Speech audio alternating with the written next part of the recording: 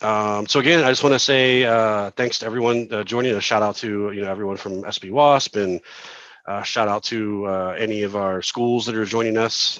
Shout out to any Moose that are in here. And you can just kind of dive right in. I'm sharing my screen, and we'll be going over the CTF 5. It's 5 of 6 in the series, just an arbitrary number. We'll be doing 6 next week, and that'll kind of wrap things up for December. And we have a bunch of other talks lined up for January and then moving forward. And then at some point, if there's a lull or a break, we'll probably do a few more of these Vuln Hub boxes. Anyway, with that said, we are doing the CTF5, the OSCP boot to root walkthrough. It is some claim that is a type of box you might find when taking the OSCP, although probably from one of the later exams. It is a OSCP-like box. As far as I'm aware, this is not on the OSCP, but some of the techniques you might use, you might find yourself using in many CTFs over and over, or in this case, a boot to root, or maybe on the OSCP. You might find something similar. I think the fundamentals and steps that are there are pretty much for every box. You're going to do some sort of enumeration. You're going to do some sort of exploit. And at the end of the day, if we're trying to get root, you're going to try and do some sort of PrivEsc. So that's kind of the life cycle, if you will, in its crudest form, those kind of 3 stages, if you will, the recon, enumeration, the exploit once you maybe find something, and then always getting down to, PrivEsc and things like that to try and gain elevated privileges, which is in this case exactly what we'll be doing. This is a boot to root. So there are not necessarily any flags per se. Our goal is to basically gain entry into the box as whatever user we can, and then elevate ourselves to root privileges. And that's sort of the name of the game there. A little bit of information about the box, the author, and then again, basically there's a single flag, which is synonymous usually with a boot to root. Once we get root, there's usually something in there congratulating us that we got root, whether it be some sort of congratulation text, or maybe it's just a hash, whatever it is. And then hopefully this is a quick box, so we should have some time to afterwards, once we wrap that up, we'll have some time to hopefully dig into the Metasploit, the 2020 Metasploit Community CTF that just recently happened, that a few of us were a part of, and share some experiences and maybe talk about how some of those challenges were solved and things like that. For this particular box here, the OSCP boot to root walkthrough, these are the tools that I used. You may have luck with other tools. You may approach this completely differently and solved it in a completely different way. At the end of the day, if you can get root, then I'd say that job well done. There's multiple ways sometimes to solve these challenges. As you might find, if you do find write-ups or YouTube, you might see that there's different approaches and different ways to gain access, and then different ways to PrivEsc. I was only able to find one way to PrivEsc, but there may be others. Nonetheless, there are a couple things we'll go over as some things maybe to try that might yield some other fruit as well. But again, at the end of the day, I'm not really going to talk about all the things that I've tried. I'm pretty much just going to focus on sort of cutting to the chase of what steps exactly, if you were to kind of put them in a row, what steps it took to sort of solve this. So with that said, again, thanks to everyone for joining. This will be the CTF5 OSCP boot to root walkthrough. So again, my OS of choice is going to be Kali, and I already have the target box, if you will, spun up. So I have my host, and then I have my target, if you will, spun up.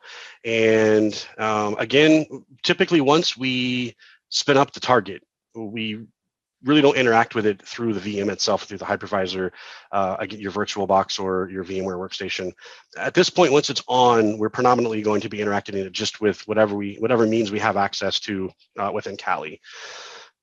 So the first thing that we should always do is at least figure out what our host address is, so we don't get that confused, and so we can try and figure out what the target address is. So I know my Kali instance is running in NAT mode, and I know that my OSCP Vuln Hub box is running in NAT mode, so they should be able to see each other. They should be able to talk to each other. And when I run an Nmap scan to test to see what assets are alive, I should get back very, very few endpoints. Again, if you're running this in abridged, you might get back a slew of things because that might be picking up everything on your network. At that point, it might be a little bit of a struggle to try and figure out what box is the target and what box is another computer on your home network, or an IoT device or whatever. So you might have to turn it off and turn it on a few times and then look at like what's different in the list. But I struggle with running NAT and VirtualBox. So, and again, VMware is kind of the hypervisor of choice for me. But I'll throughout these challenges, you'll see that I'll be going back and forth because some boxes just work better in other hypervisors. Panda's got a tip for us: rename the top tab of the IP your box, tar box. Okay, yeah. So you could rename these guys here if you're doing something. I guess that's what she's referring to.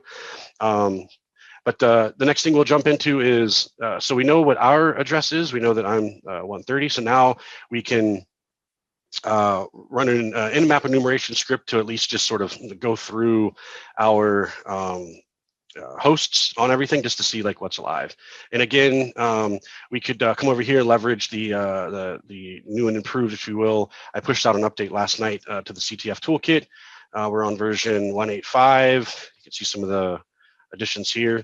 And then nonetheless, we'll go over to enumeration. We're looking at networks here and map here. And we're looking at this one pretty much. This is host discovery.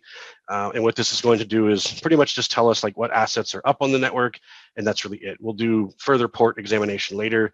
But for now, we just want to see who's alive on there. So we'll do nmap-sn. Again, this is just host only, no port enumeration. And we're going to do our subnet. And we're going to do the /24, and that's essentially going to try and scan this block here, everything to like 0 to like 254 or whatever that range is in CIDR.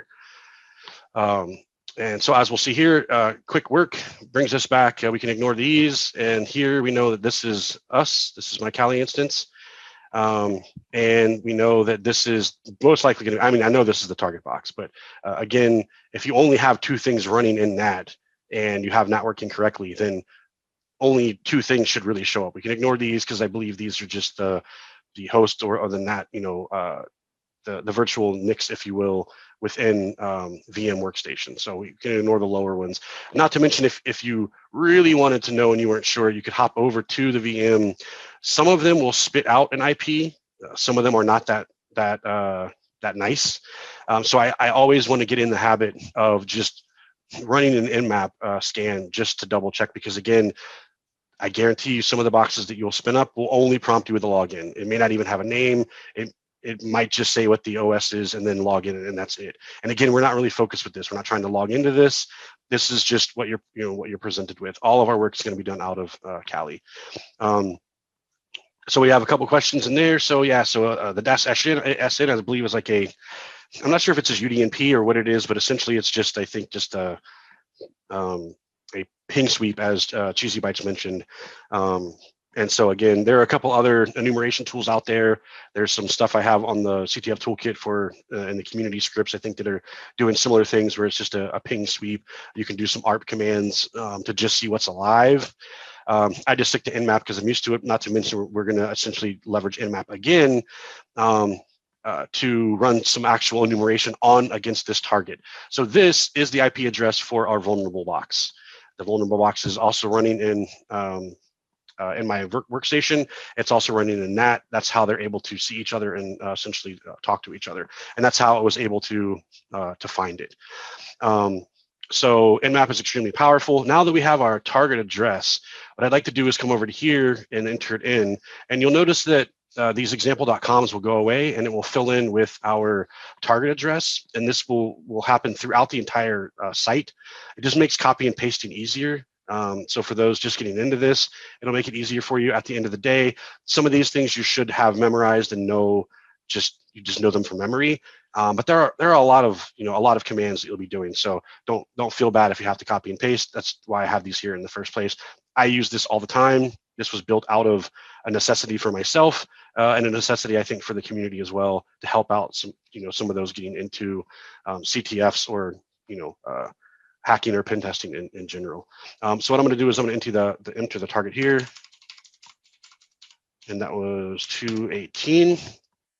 So now when I copy and paste, it just makes things a whole lot easier. So I can just go ahead and maybe just grab this one.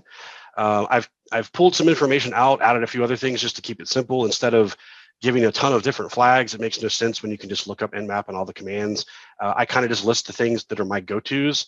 I did want to mention this because it's extremely important to make sure that whenever we enumerate a single host, we want to make sure we're enumerating all ports just in case, as we saw the previous CTF, that we have a port that is on a higher port, if you will, and without enumerating this, without adding this flag, I believe it's just going to be like the first 1,000 ports. So if there's an entryway or a hint on a higher number, you may never find that if you're not making sure. So this one just gives a brief explanation of what we're going to do: verbose, OS detection, things like that, service detection, and then all ports. So we can just grab this and then come back over to our Kali, and then just to get a little bit of room, and then I can just paste this in, and this should give us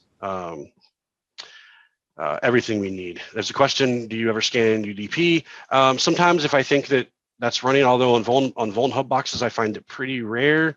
So I personally don't. I forget what the flag is, UN, or I forget. There's a flag for that, but nonetheless, yeah, I think it's pretty rare. I can maybe count on one hand, like the times that I've ever needed to scan or connect with Netcat or something like on UDP. And then we're going to try and run this. If it takes too long, I might just simplify this and just do all ports. But we'll see what we get back and how long this might take. So far, we found 2 ports, which doesn't surprise me. You know, most of these boxes are Linux, so it's probably not too shocking to see port 22 open for SSH. That's usually how we may get into them sometimes. Port 80, very common. And then we get a little bit more information here with kind of what's going on. So there's a question: why do all ports, if ports might be filtered or closed? Again, doing all ports is necessary because let's just say, like, it's not in this challenge, but in other challenges, we may have a higher port open that is needed to solve the challenge. If on the Metasploit CTF, which we'll get into later, had ports like 9,000 something, and if by default without the all ports flag, it's only scanning like known ports or the first few thousand or even 1,000, then there's a whole, that's 1/6 essentially of what could be open and give us information, whether it be another source or hint or service, whatever that is. So I just say it's always nice to get into the habit of running that. So let's see here. So it looks like we got port 22 and port 80. And so now what we'll do is we'll figure out, okay, we have port 22, we have port 80. It also looks like, WordPress may be running. So for now, we'll hold off onto that, but it's looking, pretty positive, pretty good odds and chance that there's a WordPress running. And it looks like we do have a robots. Again, we'll dig into this more. Depending on the Nmap flag, you may not get some of this information back. So I'm just going to assume maybe that we didn't get any of this back using Nmap, and that maybe we only just got the port and the service. So let's just pretend this isn't here. Again, if we use a different flag, we would get different output. So let's just pretend for now this belief that we only got 22 and 80 back. So now the next steps would be, okay, let's try and figure out of these 2 options, what should we probably follow up with that might be the easiest, knowing these boxes and maybe some of the things that will yield more fruitful results. So it looks like there's a website running. So a lot of times whenever I see port 80, the first thing that I might do is just head on over to the IP just to see if something is there. Again, because these 2 boxes are on the same subnet, they can see each other because we picked it up in Nmap. But we should be able to open up a browser in our Kali instance and visit to see if there's anything there. And sure enough, it looks like Nmap was correct in the flag that we chose with the OS and things like that, that it does look like it's a WordPress site. Here's some information about when this box was created and the purposes of what this was created for. It looks like this was for some school or some contest. But nonetheless, we can see that there is in fact a website being hosted on this box. And here's some information here. We're going to come back to this, but for now, at least we know that there is in fact a website running. So now what I typically like to do is, okay, let's focus on 80. Again, if you're new to this, you might spend a whole lot of time assessing port 22 and looking at these services and Googling, are there any exploits for 8.2p1? What exploits are there out there for Ubuntu, whatever? Same thing for the web service that's running. It's running Apache, HTTPD. Are there any known vulns for 2.4 and things like that? And those are all great avenues, and I highly recommend going down all those rabbit holes. But for now, again, just to kind of keep things simple, we're just going to focus on port 80, and we're going to focus on the fact that there's a website. So we know there's a website. So now it's like, okay, well, what can we do to start assessing the website? What can we start doing to try and figure out, how to enumerate, right? Because that's what we need to do. We need to enumerate.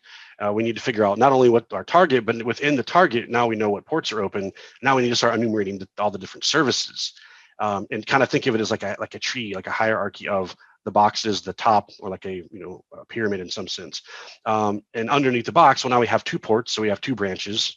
And then within a branch or port, then we can have multiple branches, if you will, or multiple ways that maybe we can start trying to exploit the box or gain entry to the box. One of the reasons why I like taking notes in Cherry Tree is because it's very tree-like, if you will, no pun intended, because you can do like nodes and subnodes and kind of break things out and continue down paths, which is kind of how I like to stay organized. So we want to essentially enumerate, right? And we want to focus on the web. So for now, we're just going to come over here to web apps. And maybe the first thing we'll run, I'm just going to go over a few of these real quick. Maybe we want to run whatweb. Whatweb is pretty awesome. It's a new addition. And again, since I entered the IP address as our target, this is the IP address of our target box. Again, that enumerates throughout the entire site where applicable. So I can just now copy this and then come back over to my Kali instance and make some room here, and then paste this and run whatweb. And whatweb is a pretty cool enumeration tool to give us a little bit of information about the application, maybe the version of Apache, some other services that are running, maybe the version of PHP.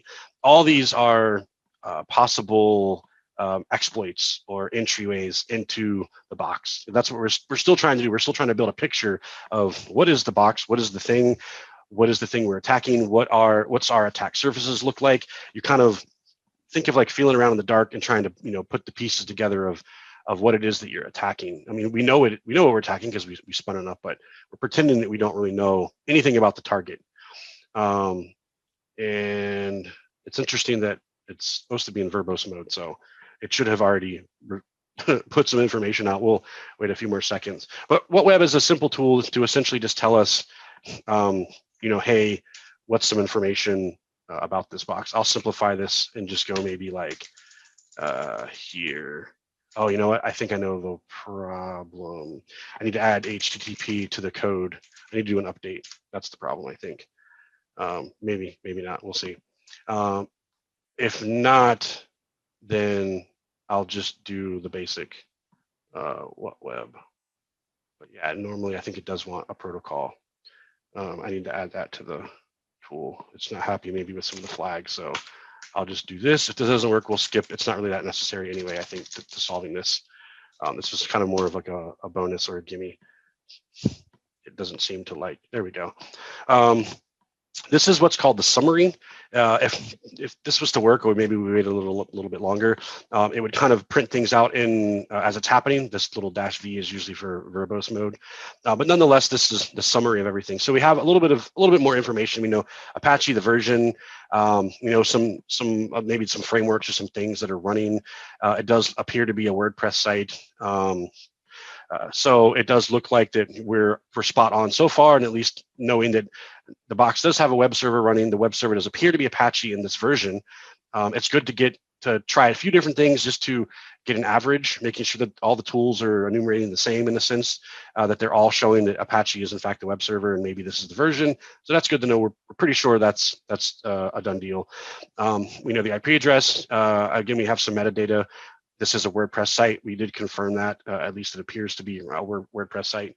I don't see PHP info. A lot of times it might be able to assess the PHP info, but again, for this challenge, it won't be necessary. But everything is on the table. Again, if this was a new box that I'd never seen before, all of this, everything we're getting are just potential attack vectors. So we have a little bit more information about that. Let's go back to our recon script here. Let's run Nikto. Nikto is going to be pretty helpful in getting us more information about maybe the web server. And I think I need to go back here and do some updates. I think all of these might be missing the protocol. But let's just try. Oops. Let's try this one here. Basically just Nikto-H for the host, and then try and run the host.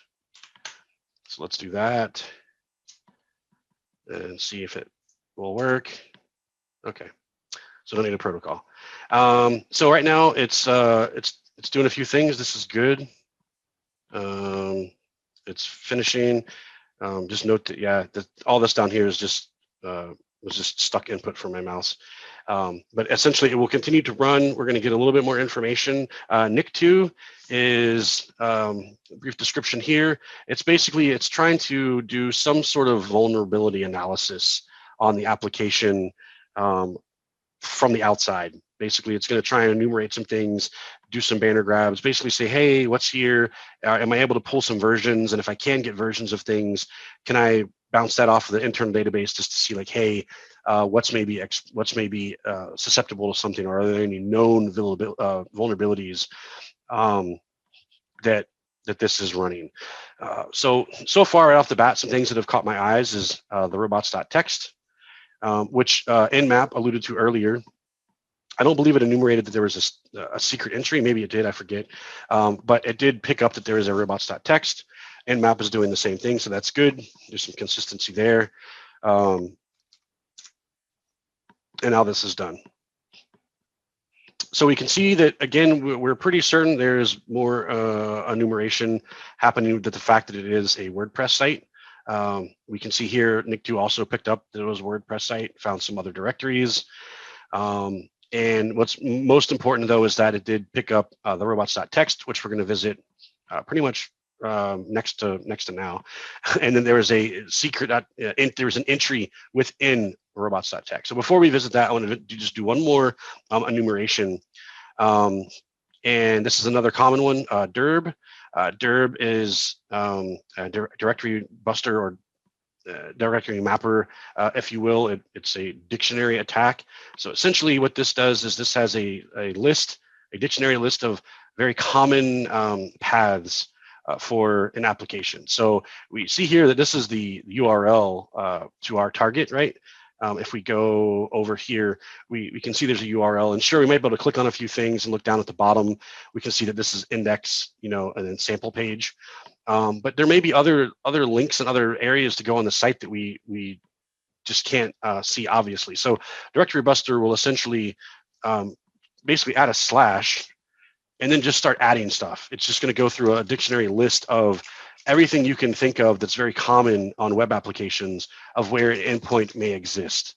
And so that's essentially what it's going to do, is use its word list in the slash path here to see like what else exists on the application, or at least, again, out of that list it's going to match, and then give us some some feedback on some of the things. So I'm not going to let this run all the way through, but you'll see essentially what it's doing once I kick it off. So it loaded the word list, and then now what it's doing is it's enumerating. So it found this endpoint, it found this endpoint. Anytime we see a 200, that's a pretty good indication that that page is alive, if you will, exists. It's finding a ton of directories. Again, at this point, we're 100% sure this is a WordPress website.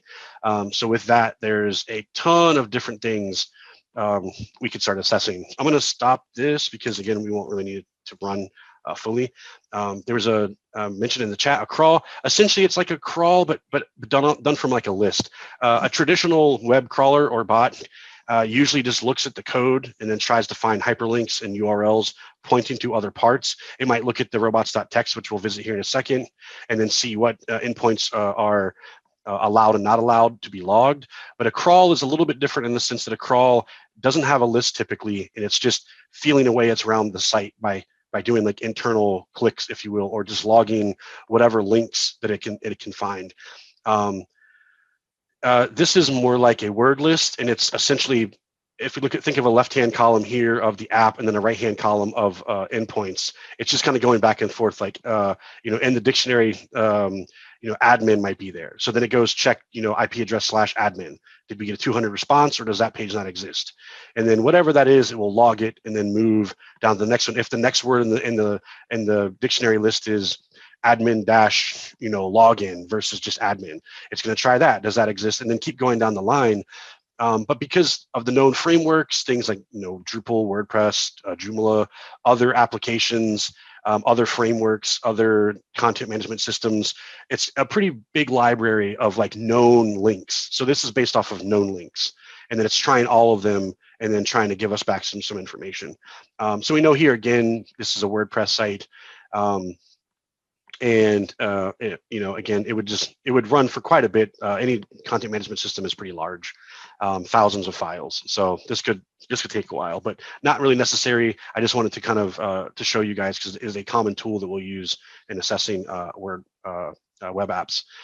So let's get back to our Nmap and to our Nikto. It mentioned there was a robots.txt file, and then in that was an entry.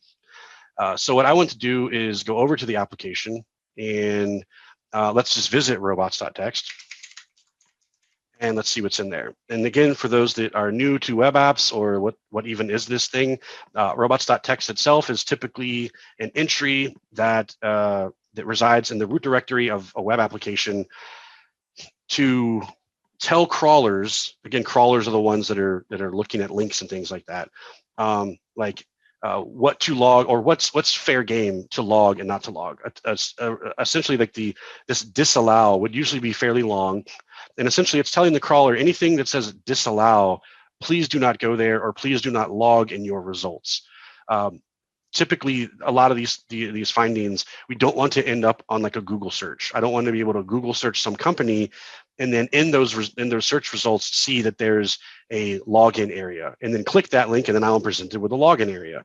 Now, sure, you might be able to go to that site and then manually assess that there is a login area, but just some things that just shouldn't necessarily be full like public knowledge, in the sense that Google or any search engine is displaying that back to you. So what's supposed to happen with the crawlers is that when they find those robots, they all assess it. It's called robots for a reason. It's for the bots, to ignore, if you will, anything that says disallow. So that's kind of the history idea, the quick rundown of robots. So robots.txt isn't some file that's there as part of like a CTF or something hidden. It's just part of most web applications and frameworks, and when they're built, it's there intentionally to tell crawlers and things like that, like, hey, don't look at these certain directories. Now, to us as an attacker, this is great news, because whenever we're told not to do something, our gut reaction is to go do that thing. Or if we're definitely told not to look here, we're definitely going to want to go look there. Now, because the name of this is secret.txt, now I can tell that this is probably not something that just came with the application. This is something that was put there intentionally. But nonetheless, again, robots.txt is common, or is a common file you'll see. But typically on these like CTFs or capture the flags or boot to roots, there's usually information in there that will help us. So yes, as mentioned, as Panda mentioned, the robots.txt only works if the bot respects it. So the majority of the bots may, well, I'm guessing they probably log it anyway, but what they shouldn't be doing is then pushing that information back to search results. I'm sure they're logged. I'm sure they're kept somewhere, Google and all the other bots. But nonetheless, a crawler should not look at them. And as Panda's mentioning, Nmap doesn't care, Dirb doesn't care. Any type of directorial traversal will typically look at them and assess them and give us some information about that, because there's usually good information in there. So now that we know that there's possibly this secret.txt path, we're going to go there. So we're going to replace the robots.txt with the secret.txt and see what we get. Oh, sweet. Okay, awesome. So we get a big old blob of something. For those experienced, you can look at this right away and say base 64. If you're not experienced and you have no idea what this is, you might think maybe this is supposed to be there. Maybe it's normal. I don't know. But I'm just going to spoil it for you. It is base 64. Base 64 is just some type of encoding, and it is 2A, meaning it can be reversed. So now that we know it's base 64, this is great. There's probably something in here that's going to give us some more information or a hint. And the cool thing is there's a million places online that you can decode this. I've written many Python scripts to decode base 64. It's super simple. Maybe we'll do some Python stuff here in the future for sure. Some questions: how can you tell? Anytime I see double equals, I just assume that's base 64. That may not always be the case, and you may not always see these, but anytime I see this as the trail, I just assume that's base 64. But again, there's places online you can input stuff to see, or you can go to a couple places where they have numerous different encoders, and you can try this one. Oh, nothing, gibberish came out. Okay, let's try another one. Gibberish came out. Okay, let's try this other one. Oh, we got a hit. It looks like it's readable text. Okay, cool. Then it is whatever that was. Panda posted CyberChef. I highly encourage everyone looking at that. For now, though, we'll just leverage the toolkit because it's right here. I do mention CyberChef and the community scripts. There's a couple other places that I highly recommend going: CyberChef, Crypty, Decode. But for now, because I've written one, we'll use this. So I just copied that. I'm going to paste it here, click Decode, and okay, it looks possibly like some more gibberish, but we're given some real good information right here. And this appears to be an open SSH private key. And if we scroll down, we'll see the end of that private key. So we're really, we're pretty positive this is a SSH private key. So what do we do with that? Well, I'll show you. So now that we have this, we know what this is. We know what this decoded. We're going to go back to the page here, and through this voucher and some information, there's a little hint here. Oh yeah, I almost forgot. The only user on this box is OSCP. So we have a username, which we believe is OSCP. And we just found some base 64 that we decoded that appears to be a private key, open SSH private key. So without too much knowledge, we can pretty much probably deduce that this is probably the SSH key for user OSCP. If you couldn't put those two together after a few boxes or after doing a few of these challenges or doing some walkthroughs, again, some of these things that I'm just, what appear might to be some sort of leap of like, how did you get there to there? It's kind of hard to explain when it's just knowledge that you just acquired. I'll do my best to try and help put some of the pieces together, but some of these steps that I'm doing are just from experience. But again, I'll do my best. Feel free to ask questions if you're not sure like how I got from point A to point B. But again, a lot of this just comes from doing multiple CTFs and multiple vuln hub boxes. But nonetheless, we're presented here with a key. So this is awesome. Okay, so now what do we do with the key? So let's take the key, what we were given. Let's just put it into a file, and then let's try and log in with that information with the user that we were told on the box. There's some other things we could do to try and enumerate users, or just guess. Usually the host name is a username, but you know, for now, we were lucky enough to be given the username, so we can kind of skip that. So what we can do is come over to our Kali instance here, and let's go into, and so we can see that I already have created this key, but I'll walk through the steps anyway for those who maybe either following along or wanted to know how I got from point A to, you know, to point B, if you will. So we need to get that key into just a file so we can use that file to log into our target box. We don't have a password, but we have a key. So at least that can possibly get us into the box. So we will no longer be an outside spectator. We will literally be inside of the server, if you will. So really all we need to do is we can just do like a nano or whatever your, you know, editor of choice is. For me, I'm just using nano, and I already have the one key, so I'll just do like 2, and we want to call it .rsa. That's what the SSH, that's what it accepts as a key type, if you will, to pass over to for authentication. So we can basically do, I'm just giving it a 2 because I already have the other one there. And now as I enter this, it's going to basically just give me a blank canvas to input stuff.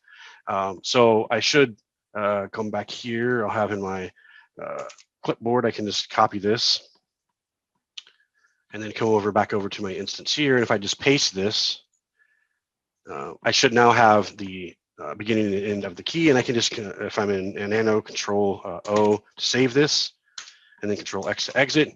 Now I should have the key. I have 2 of them again because I already had one, but now we can see here the OSCP key 2 is the one we just created. So those are the steps if you're wondering how to put this into some file that we can pass along. That's how you would do that. So now what we want to do is we want to try and SSH into our target using that key, crossing our fingers that that's the key that we'll need to get into the box. And then once we're there, then we can start phase 3, if you will, of privilege escalation or trying to find some internal exploits. So to do that, to pass along the key, now I'm already in the directory with my keys. I find that to be easier. I don't have to worry about typing paths. So you can see here that I'm in documents and I have just inside of there a folder called keys where I'll keep keys. If I was in some other random directory, I'd have to add that path to the command that I'm about to type. But again, just to make things easy, I'm already in my key directory because that's where I created the key. And if I SSH from here, that's the directory that I'm SSHing from. So I can use whatever files are in that directory to pass along or to do whatever it is I'm doing with whatever command that I'm running. So for this, I'm literally just going to do like SSH, and then we believe the user is OSCP, and we're going to do our target address, and then we're going to use the -I flag to grab the OSCP key.rsa. Actually, let me do the second one because there's a step that you guys are probably going to run into. I'm pretty positive you're going to run into this. Okay, so we got something here. What is this? We got a warning, unprotected private key. Wow, this looks terrible. It gives us some permission stuff. R2 open, and some of you might be going like, I don't know what to do now, whatever. Essentially, this is just saying we're not going to let you use this key because it doesn't appear to be only accessible to you. And this is basically saying a warning and permission denied. So a quick Google search will pretty much point you to this permissions and the fact that that's when we created it, it's 0644, but we need to be the only ones that can run this. We need this to be tied to us, not anyone else to have the ability to run this. And again, a quick Google search will lead you to permissions for 600. So to fix this, excuse me, we can just do, I think we can just do a chmod. What did I do? And then just do 600 and then PKEY2, and then we're good to go. Actually, these are going to match now. I won't worry about that. So now, hopefully, we fixed permissions. Again, this didn't really tell you how to fix it. It just gave us a warning, and it won't let us use this key because it's basically saying it's an unprotected private key. We need, right at this moment in stage, other people can use this key, which we don't want. We only want, Linux is complaining, saying like, hey, it's a private key. You should only be the one to have access to this, especially since we created it. So we supposedly have fixed this now by chmodding 600. It was 644, now it's 600. Now let's try and rerun our SSH command. And again, we're using the key 2, which is the one we just created, and then we just changed permissions on to log in. And now it's happy. Now it's like, okay, I accept that. And hey, what do you know? We're logged in. We don't really know who we are or where we are or any of those things, but nonetheless, this looks pretty promising. At least now we are no longer from the outside looking in. We are on the box. So this is great. This is an awesome step in the right direction. So just to summarize, again, we didn't know our target. We used Nmap to scan our entire NAT network. We found our target. From there, we used Nmap again to assess some of the ports that were open. Looks like we found 2. And from there, we kind of skipped port 22 for now. We're looking at port 80. We used various tools like Nmap and Dirb to see that there was, in fact, an application running. It looked like maybe there's a WordPress site. That's a whole other universe in its own of things we could be doing. But again, the quickest way to solve this is kind of how I'm showing you guys. I'll show you guys the cherry tree and all the steps that I ran and all the roadblocks that I hit. But for now, we'll kind of keep this thing just pretty straightforward. So we were able to find the key in the secret text. We decoded it from base 64 to plain text. We saw that it was a SSH key, and now we went ahead and used Nano to edit that, to put it into a file, and then we called that file. We got an error message here. It's not happy about it. We changed permissions, and now it seems that it's happy with that, and we logged into the box. So again, now we can start assessing things, the things we should always try and do of like, who am I? Well, okay, we're OSCP. That makes sense. That's the user we were given. Where are we? Okay, cool. We're home. That's good to know. What's in here? It looks like we have, I'll ignore some of this stuff. I'm not sure what's on the box versus some things that I tried. But for now, let's just assume that these don't mean anything. We can also look at and notice the fact that what we're calling our shell doesn't look like a traditional shell. It's kind of giving us this bash thing here, and this and this. It just kind of looks weird. So one of the things we can try, I don't think worked, but we can try anyway, is let's just try and get our Python shell, and let's just see if there's anything in here that, if we can leverage this, if that'll work for us. I'm not sure if I can copy and paste this, but let's see if that works. Python not found. Maybe Python doesn't exist. Oops, if I can type. So yeah, maybe Python isn't even on this box. Okay, so now we can figure about that Python script. It doesn't look like that's going to yield us anything to get us a better shell. Maybe we don't need a better shell. I just wanted to kind of run that by you guys. This would be a common enumeration thing. Another thing we want to do, obviously, is we know who we are. We know kind of where we are. We always want to check home. It appears that we're kind of in home. Maybe we can go back one and we can see that there's nothing in there. And we know within home there's OSCP. That's typically where we check. Nothing really of use in there. We tried to get a better shell via Python. It looks like Python's not even running, so that's kind of a dead end. There are a ton of other things we can start trying to enumerate with Python, or sorry, with other enumeration scripts to try and get us a better shell.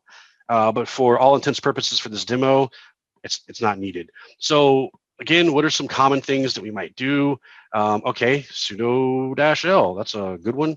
Let's try and see what we got there. And okay, so a little bit of a hiccup here. It's prompting us for a password for OSCP. Now, if you remember, we don't have a password. We have an SSH key that gets us that got us onto the box as OSCP, but we don't actually have a password for this. So that's kind of a dead end. Maybe we try and cat, let's see, sudoers. No, permission denied there. What if we try and cat let's see, shadow, I guarantee you that ain't gonna work. What if we try and CD to like, root or something? Yeah, that ain't gonna work. So again, there are a lot of things we could do.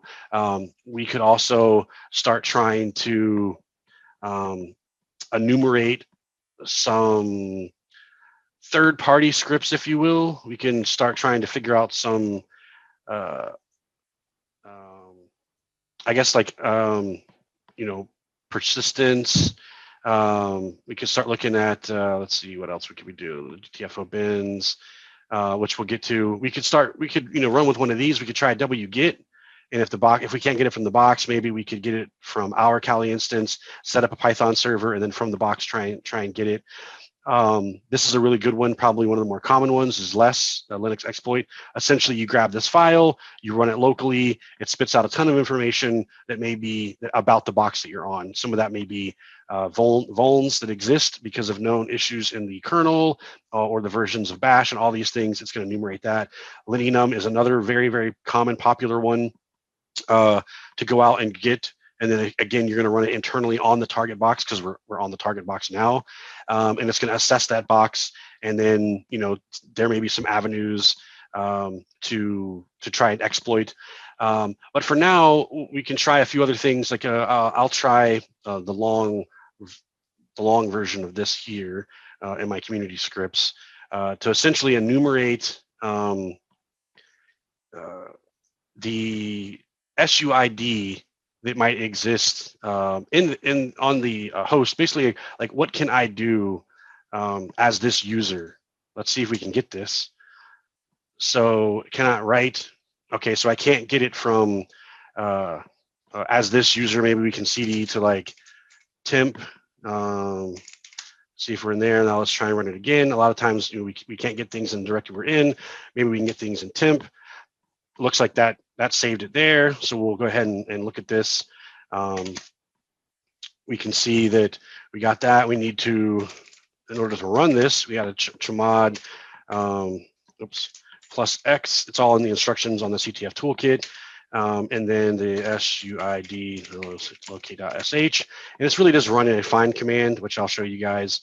Run that. And now we can run this as an executable. This is just a bash script that I wrote like forever ago. And so these are all the things that essentially I can do with elevated permissions. And out of this list, I'm going to try and figure out some things that I might be able to leverage to get us an elevated shell or get us elevation and privileges. So at the core of it, this is what it's doing right here. It's actually just running this. I could have just typed it out, but I wanted to show you guys how we can still grab something from the outside. A lot of times if we navigate to the temp directory, you saw originally when I tried to download this, it was permission denied. And I was in the home OSCP directory. It didn't like that. It wouldn't let me go out to the internet and grab something and save that file. But when I navigated to the temp directory, and ran the exact same command, it didn't mind that I went out to the internet and grabbed a file and saved it locally on the disk. So I leveraged that from the temp directory. Again, I could have just copied and pasted this. This is literally all that bash script does. It just looks fancier with colors and things like that. But again, it was more a point of showing you how to get something from the outside. If this box had no internet connectivity, or outbound requests were blocked, I could technically on my Linux box set up a simple Python web server and then downloaded the file to my Kali instance. And then I could from here go grab that file by doing a wget to the box directly as opposed to like the internet or something like that. But nonetheless, these are some of the things that we found. I'm going to focus on the user, not Snap. So I'm focusing on pretty much this stuff right here. Now there are a few here that I just know from experience that are probably going to yield some good results. But what I would suggest doing is leveraging GTFO bins and some common things that one you might know. So the answers are actually already in here. But just for the sake of it, let's go over to GTO bins and our GTFO bins. And this is essentially like a list of binaries that can be used to bypass local security restrictions. This is like the holy grail as of now. There's a Windows version of this called lolbass. It's a similar thing, but it's for like Windows executables, but obviously we're on the Linux box, so we're focusing on GTFO bins. So what we could do is we could just sort of go down the list. To save everyone a whole lot of time, we'll just maybe start with like, what do I know? I know, okay, PK exec. I know that that's in this list. So let's just go find that. And again, not everything listed is going to be in this list. This isn't everything, but this is a pretty extensive list. This is going to be a huge help for those. So we want the PK exec. So this just says sudo. We'll find out very quickly that sudo, the page loads, doesn't do very well. It looks like that's frozen altogether. 1 second here. My system is struggling. It's trying to walk and chew gum at the same time. All right, so let's try this again. So from here, we could try and run this, but I know that sudo doesn't work because every time we try and run sudo, it wants permission. It wants a password. And again, to prove that, we just did the sudo -l and it wants a password for that. So that's not going to get us anywhere. So we got to try and find something that doesn't have a sudo command attached to it. And not all of these have sudo commands attached to them, but some of them do. And again, the cool thing about this is to the right of it, we can see some of the options that it has. We can see like this OpenSSL, we can do all these different things with it, sudo being one of them, but there are some other things that it has that do not require the sudo command in front of it. And again, just to sort of save time here, we notice that one of these entries is bash. So it looks like we can leverage bash to possibly elevate our privileges. So if we come up here to, it's all in alphabetical order, to bash, we can see that there's a ton of things that bash can do. We'll skip over anything that it wants us to do with sudo because we know that sudo just is not going to work for us. Right off the top, it looks like, okay, just type in the word bash, see what that does. It didn't look like I did anything. So, okay, on to the next thing. What else can bash do? This actually took me a minute to figure out because everything had sudo in front of it. But after looking into this SUID here, because again, that's how we found out that we can leverage bash. I started doing some research on some of these other flags, the SH, the -P, and there's a ton of different things that where that would lead into some information about running this. So essentially, I ended up just out of this, I ended up playing around with it enough to just try and figure out, well, what does just bash -P do? Okay, maybe it didn't look like it did anything, but if you notice, I now have a £sign instead of a $sign. And if who am I am root. So this was amazing. This was an awesome find. This is pretty much we're like home stretch here. I went from to outside looking in. I found that secret. I SSH'd in. I don't have a password for OSCP, but because of how my user was configured, a flaw. Obviously, for this box, it was an intentional. It was an intentional, privilege.